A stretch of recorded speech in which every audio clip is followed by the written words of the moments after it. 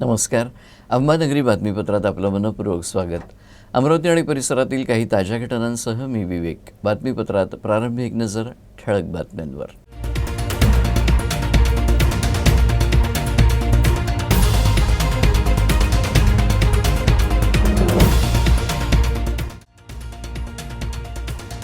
वाहन चालकांच्या संपांमुळेच धास्तावलेल्या नागरिकांची पेट्रोल पंपावर मोठी गर्दी. अमरावतीसह विदर्भातील सर्वच शहरांमध्ये हीच स्थिती. पेट्रोल पंपावर वाहन चालकांच्या लांबच लांब रांगा. संप असला तरी स्थिती प्रशासनाच्या नियंत्रणात. नागरिकांनी घाबरून जाऊन विनाकारण साठा करू नये, प्रशासनाचे नागरिकांना आवाहन.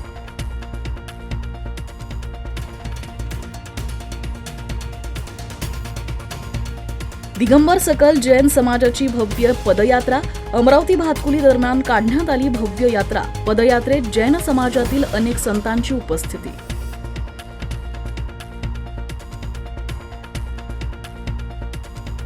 आणि तळेगाव ठाकूर इथं भव्य अक्षत कलश यात्रा. यात्रेचं गावात भ्रमण. राम मंदिरात समारोप. कलश यात्रेनं गावातील वातावरण भक्तिमय.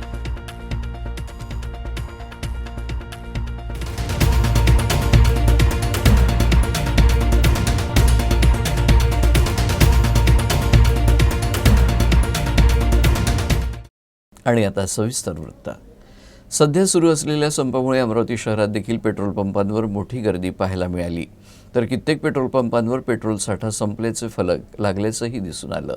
केंद्राच्या प्रस्तावित मोटार वाहन कायद्याविरोधात देशभरातील ट्रक आणि ट्रक चालक मालकांनी अनिश्चितकालीन संप पुकारला आहे. याचा फटका सर्वसामान्यांना बसण्याची शक्यता आहे. या संपात पेट्रोल व डिझेलची वाहतूक करणारे वाहन चालक देखील सहभागी झाले आहे.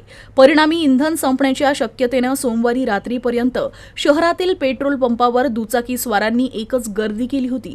शहरातील बहुतांश पेट्रोल पंपावर नागरिकांनी प्रचंड गर्दी केली होती. ट्रक चालकांच्या देशव्यापी आंदोलनाचा फटका सर्वसामान्य जनतेला बसतोय.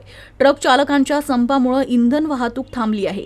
त्यामुळे अनेक पेट्रोल पंपावर इंधनाचा तुटवडा जाणवू लागला आहे.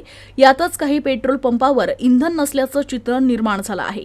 पेट्रोल डिझेल मिळत नसल्यानं जिथे मिळेल तिथं वाहनांच्या प्रचंड रांगा लागल्या आहेत.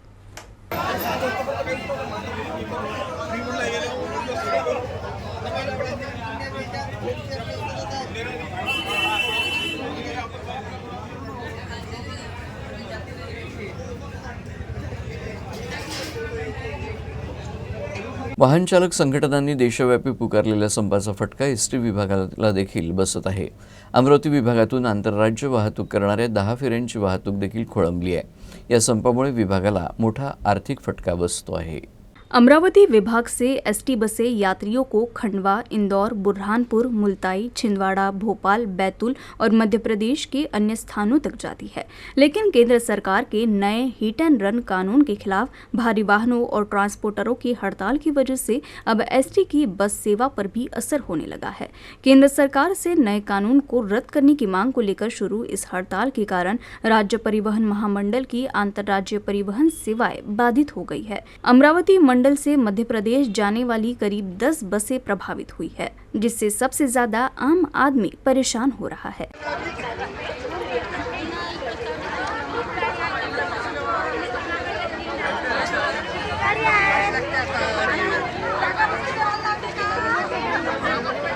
अमरावती ते भातकुली दरम्यान सकल दिगंबर जैन समाजातर्फे भव्य पदयात्रा व्रत महोत्सवाचं आयोजन करण्यात आलं.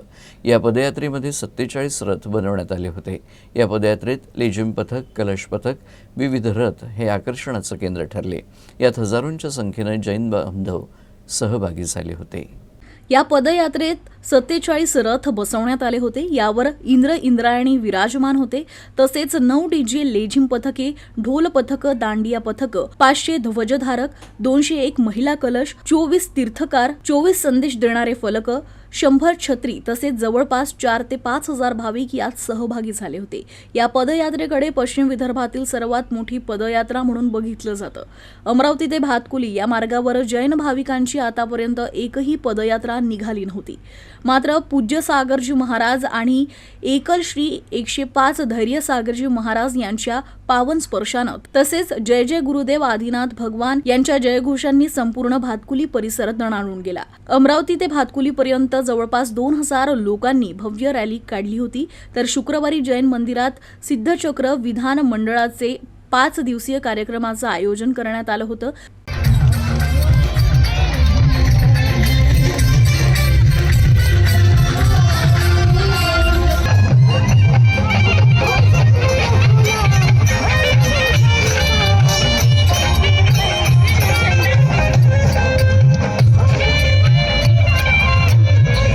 नववर्षाच्या पहिल्याच दिवशी तिवसा तालुक्यातील तळेगाव ठाकूर गावात भव्य दिव्य अक्षत कलश यात्रा काढण्यात आली. यात नागरिक मोठ्या उत्साहानं सहभागी झाले होते. नववर्षाच्या पहिल्या दिवशी तिवसा तालुक्यातील तळेगाव ठाकूर गावात भव्य दिव्य अक्षत कलश यात्रा काढण्यात आली. श्री राम जन्मभूमी तीर्थक्षेत्र अयोध्या येथून आलेल्या अक्षताची तळेगाव ठाकूर नगरीत भव्य शोभायात्रा काढण्यात आली. हजारो महिला, पुरुष, लहान बालके आणि वृद्धांच्या उपस्थितीत तसेच संपूर्ण गावात रांगोळ्या, भगव्या पताका तसेच पुष्पवृष्टीनं जणू तळेगाव ठाकूर गाव राममय झालं होतं. तळेगाव ठाकूर येथील ऑटो स्टँड येथून प्रारंभ झालेली कलश यात्रा ही पूर्ण गावात फिरून शेवटी तालुक्यातील मुख्य राम मंदिरात समारोप झाला. ठिकठिकाणी अक्षत कलशाचं पूजन करण्यात आलं. यावेळी श्रीरामाच्या जयघोषानं परिसर दुमदुमून निघाला.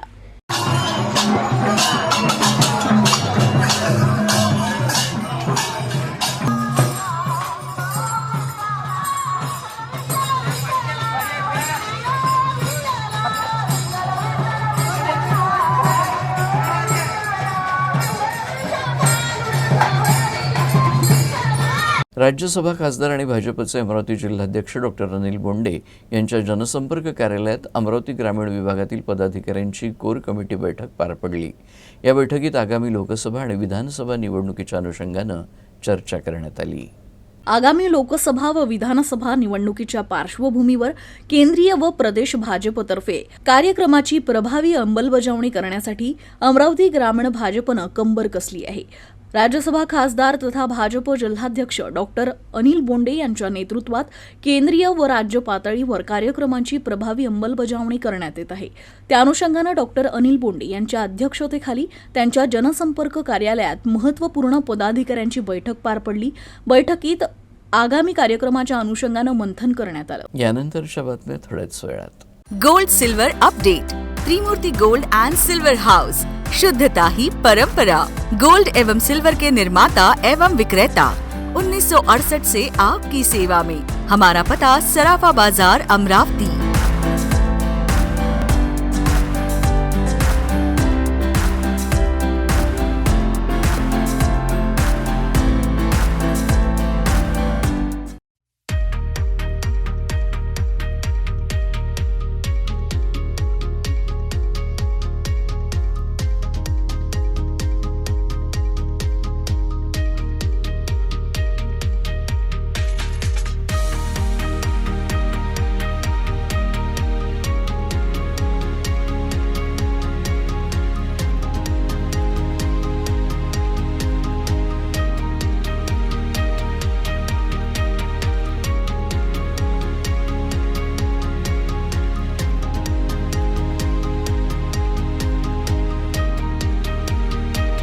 विश्रांतीनंतर बातमीपत्राच्या या भागात आपलं पुन्हा एकदा स्वागत.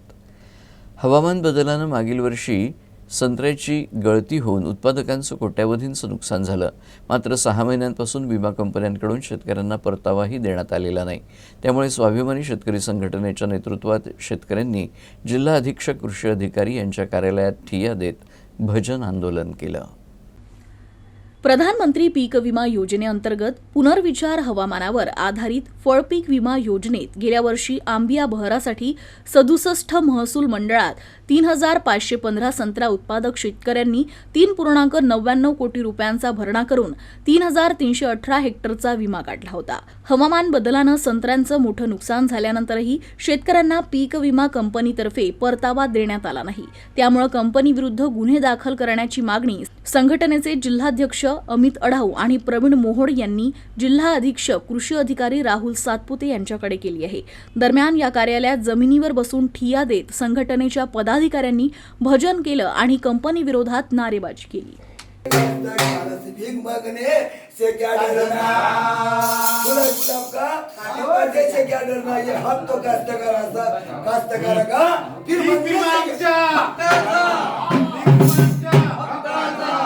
ठीक म्हणतो आम्ही हक्काचा नाही, आमचा आम्हाला फुकटाचा नाही पाहिजे, आम्हाला फक्त आमच्या कष्टाच्या कामाचा पाहिजे. स्वाभिमानी शेतकरी संघटनेच्या वतीने सरकारचं लक्ष वेधण्यासाठी, या सरकारला जाग यावा यासाठी आम्ही भजनाच्या माध्यमातून सरकारला सद्बुद्धी देव यासाठी प्रतिकात्मक आंदोलन केलं. कारण मागच्या वर्षीचा विमा आलेला नाही, 20% विमा आलेला आहे आणि यावर्षीचा विमा नाही आहे. कृषी विभागानं पॉझिटिव्ह अहवाल दिलेला आहे की 41 महसूल मंडळांच्या अंतर्गत पीक विमा मिळावा शेतकऱ्यांना, परंतु ही कंपनी एवढी निगरगट्ट आहे, यांनी ते नाकारलं आणि ते अपीलमध्ये चालले आहे. म्हणजे ते सरकारला ऐकायला तयार नाही. आणि दुसरी बाजू या राज्याचे कृषी मंत्री धनंजयजी मुंडे यांच्या बीड जिल्ह्यामध्ये विमा मिळतो, अमरावती जिल्ह्यामध्ये नाही. ह्यामध्ये तिकडे शेतकरी वेगळे, हे शेतकरी वेगळे, असा काही नियम आहे काय? कृषी पंप वगळून उर्वरित सर्व वर्गवारीतील ग्राहकांना तात्काळ नवीन वीज जोडणी देण्यासाठी वीज यंत्रणा उभारण्याचं काम महावितरण करून हाती घेण्यात आलं आहे.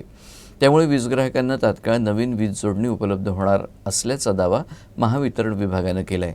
त्यासाठी इच्छुक ग्राहकांना प्राधान्य देण्यात यावं, तसंच कृती मानकांप्रमाणे निश्चित केलेल्या कालावधीत सेवा देण्यात यावी असे तीव्र निर्देश विभागातर्फे क्षेत्रीय कार्यालयांना देण्यात आले आहेत. कृषी पंप वगळून नवीन वीज जोडण्या देण्यासाठी नवीन सेवा जोडणी, नॉन DDF ग्राहक योगदान आणि परतावा तसेच समर्पित वितरण सुविधा अशा 3 योजना अस्तित्वात आहे. यामध्ये वीज ग्राहकांना नवीन वीज जोडणी देण्यासाठी नवीन सेवा जोडणी योजना महत्त्वाची आहे. या योजनेअंतर्गत नवीन वीज जोडणी देणे किंवा वीज भार कमी अधिक करण्यासाठी अर्ज प्राप्त झाल्यानंतर आवश्यक पायाभूत सुविधांची आणि यंत्रणेची कामे महावितरणाकडून करण्यात येतील. त्यासाठी ग्राहक कोणताही खर्च करावा लागणार नाही, तर केवळ सेवा जोडणी शुल्क आणि सुरक्षा ठेव रक्कम भरावी लागेल. राज्यात काही ठिकाणी नवीन सेवा जोडणीच्या पर्यायाची माहिती ग्राहकांना देण्यात येत नसल्याचे प्रकार समोर आले आहे. याची महावितरणानं गंभीर दखल घेत नुकतेच एक परिपत्रक जारी केले आहे, ज्यामध्ये नवीन वीज जोडणीसाठी नवीन सेवा जोडणी योजनांचा ग्राहकांना सर्वप्रथम पर्याय देण्यात यावा असे सक्त निर्देश देण्यात आले आहेत. केंद्र शासनाच्या नवीन मोटर वाहन कायद्याच्या विरोधात ट्रक चालकांनी अनिश्चितकालीन आंदोलन पुकारलंय. त्यामुळे अकोला शहरात नागरिकांनी पेट्रोल पंपांवर मोठी गर्दी केल्याचं चित्र आहे. यामुळे काही पेट्रोल पंपांवर पेट्रोलचा साठा देखील संपल्याचे फलक दिसून आलेत. यातच नागरिक खबरदारी म्हणून अतिरिक्त पेट्रोल आणि डिझेलसाठी गर्दी करत आहेत. केंद्र शासनानं मोटार वाहन अधिनियम अंतर्गत 3 कायदे पारित केले. त्यामध्ये हिट अँड रन अंतर्गत 10 वर्षाची शिक्षा आणि 7 लाख रुपये दंडाचं प्रावधान करण्यात आलंय. या कायद्याविरोधात मोटार वाहन चालकाच्या सर्व संघटनांतर्फे चक्का जाम आंदोलनाचं आवाहन करण्यात आलं. त्याअंतर्गत जिल्ह्यात अनेक ठिकाणी चक्का जाम आंदोलन करण्यात आले. यामुळे शहरात पेट्रोल आणि डिझेल संपेल अशी भीती व्यक्त करण्यात आली. यातच वाहतूकदारांचा संप लांबला तर आपल्याला पेट्रोल किंवा डिझेल मिळणार नाही या भीतीपोटी लोकांनी पंपावर एकच गर्दी केली आहे. केंद्र शासनाच्या नवीन मोटर वाहन कायद्याच्या विरोधात ट्रक चालकांनी अनिश्चितकालीन आंदोलन पुकारलं आहे. बुलढाणा जिल्ह्यात देखील या आंदोलनाचे परिणाम जाणवू लागले आहेत.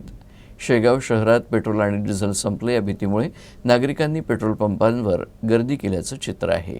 नव्या कायद्याच्या विरोधात बुलढाणा जिल्ह्यातील ट्रक चालकांसह टूर्स अँड ट्रॅव्हल्स जड वाहतूक करणाऱ्या वाहन चालक मालकांनी जिल्ह्यात 2 ते 4 जानेवारी दरम्यान बंद पुकारल्यामुळे जिल्ह्यातील दळणवळण ठप्प होण्याची भीती व्यक्त होत आहे. दरम्यान नव्या कायद्यातील हिट अँड रन या मुद्द्यासंदर्भातील काही बाबींवर या ट्रक चालकांचा आक्षेप आहे.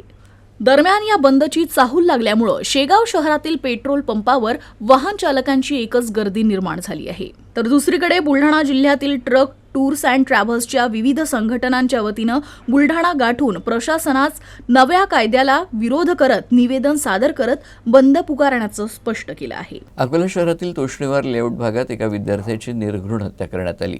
या घटनेमुळे शहरात एकच खळबळ उडाली आहे. या प्रकरणी पोलिसांनी अज्ञात मारेकऱ्याच्या विरोधात गुन्हा दाखल केला असून त्याचा शोध सुरू आहे. तोष्णीवाल लेआउट परिसरात अनेक शिकवणी वर्ग असून शेकडो विद्यार्थी या ठिकाणी शिक्षण घेण्यासाठी येतात, तसेच भाड्यानं खोली करून राहतात. इथं शिक्षणासाठी आलेल्या जळगाव जामोद येथील विशाल मधुकर धोटे हा 16 वर्षाचा विद्यार्थी 12व्या वर्गात शिकत होता. त्याची चाकूनं वार करून निर्घृण हत्या करण्यात आली. या घटनेची माहिती तात्काळ पोलिसांना देण्यात आली. पोलिसांनी घटनास्थळी दाखल होत पंचनामा करत मृतदेह सर्वोपचार रुग्णालयात शवविच्छेदनासाठी पाठवला आहे. घटनेतील आरोपी फरार असून पोलीस अज्ञात मारेकऱ्यांचा शोध घेत आहे. पोलिसांनी प्रकरणी गुन्हा दाखल केला असून पुढील तपास पोलीस करत आहे. शेवटी पुन्हा एकदा ठळक बातम्या.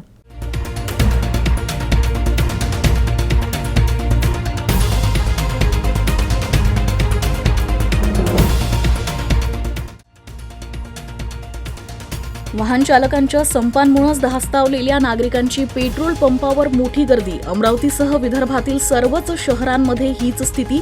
पेट्रोल पंपावर वाहन चालकांच्या लांबच लांब रांगा. संप असला तरी स्थिती प्रशासनाच्या नियंत्रणात. नागरिकांनी घाबरून जाऊन विनाकारण साठा करू नये, प्रशासनाचे नागरिकांना आवाहन.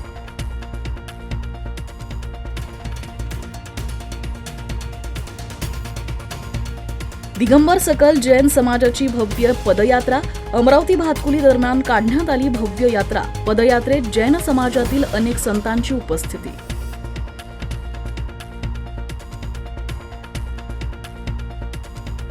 आणि तळेगाव ठाकूर इथं भव्य अक्षत कलश यात्रा.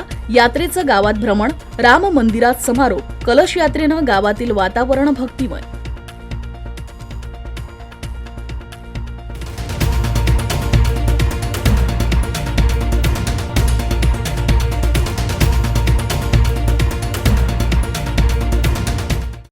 आणि याबरोबरच हे बातमीपत्र संपलं. पुन्हा भेटूया पुढच्या बातमीपत्रात. तोपर्यंत नमस्कार.